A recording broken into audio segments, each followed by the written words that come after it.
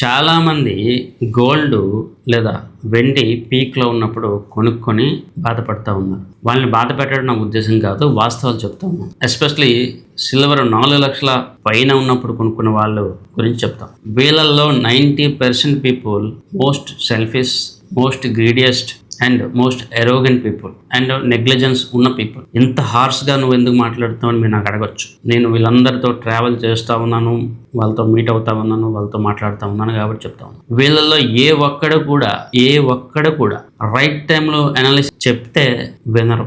Advisor మాట అసలే వినరు. అనాలిసిస్ అంటే తేలిగ్గా తీసి పారేస్తారు. ఇది ఎవరో అన్నోన్ పీపుల్ గురించి మాట్లాడట్లేదు. నాకు బాగా తెలిసిన వాళ్ళు, నాకు బాగా క్లోజ్గా ఉన్న వ్యక్తులతో నేను మాట్లాడినప్పుడు జరిగిన సంఘటనల గురించి చెప్తా ఉన్నాను. నేను చాలామందికి లాస్ట్ ఇయరే సిల్వర్ కొనుక్కోమని చెప్పాను అండ్ లాస్ట్ ఇయరే కొన్ని స్ట్రాటజీస్ కూడా చెప్పడం జరిగింది. అది అప్పుడు వాళ్ళు వినలేదు. దాని పక్కన పెడితే ఈ ఇయర్ 2026లో 50 లక్షల కోట్ల రూపాయలు ఇన్వెస్ట్మెంట్ చేశారు.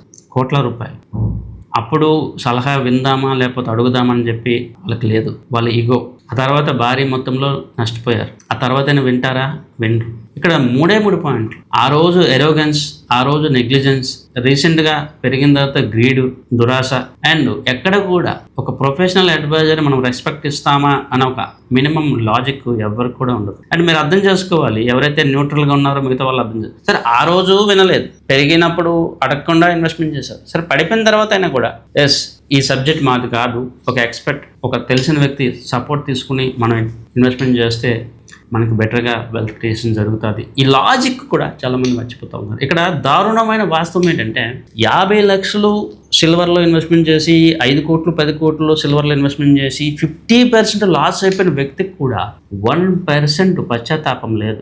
1% ఇక మీదటైనా కూడా ఒక మంచి అడ్వైజర్ మాట విని నేను ఇన్వెస్ట్మెంట్ చేసి తీసుకుంటే నాకు అది మంచిదని చెప్పి ఈ లాజికల్ థాట్ ప్రాసెస్ వాళ్ళకి లేదు. వాళ్ళ ఇంట్రెస్ట్ ఎప్పుడు కూడా అడ్వైజర్ మాట నేను ఎందుకు వినాలి, అడ్వైజర్ ఫీజెస్ అండ్ ఫాలో అవ్వడానికి కష్టం. ఈ 3 కనిపిస్తూ ఉన్నాయి. అండ్ నేను చాలాసార్లు చెప్పినట్టుగా ఆ రోజు కొన్ని నష్టపోయిన తర్వాత కూడా చాలా మందిలో రియలైజేషన్ రావట్లేదు. ఇక మీదటైనా కూడా బాబు ఇది మా వర్క్ కాదు, ఆయన ఎవరు అనలిస్ట్ ఉన్నాడు, అడ్వైజర్ ఉన్నాడు, లేకపోతే పోర్ట్ఫోలియో మేనేజ్మెంట్ ఉంది, అలా మనం ఆ విధంగా వెళ్దాం, ఇలా ఓన్గా ట్రేడ్ చేస్తే లేదా ఓన్గా డెసిషన్ తీసుకుంటే అది కరెక్ట్ కాదు అని చెప్పి అప్పటికి కూడా వాళ్ళు ఎటువంటి మార్పు రాలేదు. నేను లాస్ట్ 3-4 months నుంచి కూడా చాలా అడ్వాన్స్డ్ అనాలిసిస్ ఇస్తూ వచ్చాను. నిన్న మొన్న కూడా ఇచ్చాను. అయినా కూడా చాలా మందిలో మార్పు రావట్లేదు, రాదు కూడా. ఎందుకంటే వాళ్ళ మైండ్ సెట్ అక్కడే ఉండిపోతుంది. నేను ఇక్కడ బ్లేమ్ చేస్తానని అనుకోకండి, ఇది వాస్తవం. And most of the time ఇలాంటి పీపుల్లో చాలా వరకు ఈ నెగిటివ్ ఆస్పెక్ట్స్ ఉంటాయి. వీళ్ళు పాజిటివ్ థింకర్స్ కాదు, పాజిటివ్ పీపుల్ కూడా కాదు. నేను మాట్లాడేది హార్ష్గా ఉంటుంది కానీ వాస్తవం ఇదే. కేవలం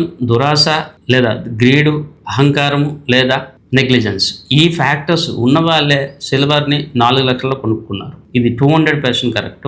ఆ తర్వాత పడిపోయిన తర్వాత కూడా వీళ్ళు మారరు. ఎందుకు మారరు అంటే వాళ్ళ నెగిటివ్ క్వాలిఫికేషన్స్ చాలా ఎక్కువగా ఉండిపోతాయి. సో ఇకనైనా మారండి, తప్పును తెలుసుకోండి. ఎమోషనల్ మేనేజ్మెంట్ చేయకపోతే మీరు మరింత నష్టపోతారు అండ్ తర్వాత కూడా నష్టపోతూనే ఉంటారు. ఇది నేను ఏదో నెగిటివ్గా మాట్లాడుతున్నాను కాదు, వాస్తవం ఇదే.